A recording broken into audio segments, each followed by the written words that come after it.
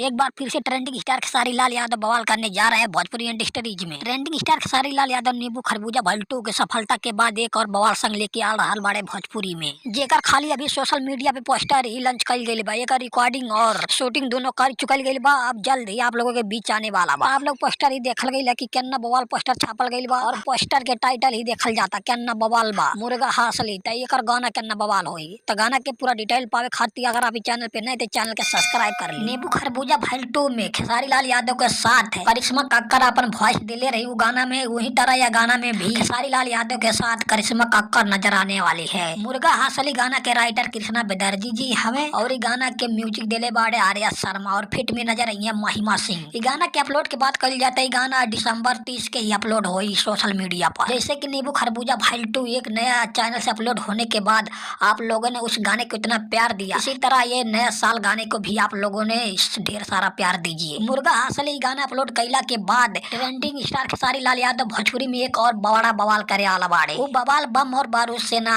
Remake song से हुई। जैसा कि आप लोगों ने आप देखल गई नींबू खरबूजा भल्टू 2.0 रीमेक होके आयल बा, वैसा ही एक गाना और खेसारी लाल यादव के रीमेक होके जल्दी ही आया बा। जौना गाना के ट्रेंडिंग स्टार खेसारी लाल यादव के फैंस खुद डिमांड कैले बारे। चली त जानल जाऊ कौन गाना है, वो गाना कब रिकॉर्ड होके आवता। सही गाना जाए करेजा जनवरी के लगन चालू होते ही गाना के पेश कैल जाए आप लोगों के बीच। चलिए अब चलतानी एक नए अपडेट के साथ फिर मिलतानी, तब तक आप चैनल के सब्सक्राइब करके रख।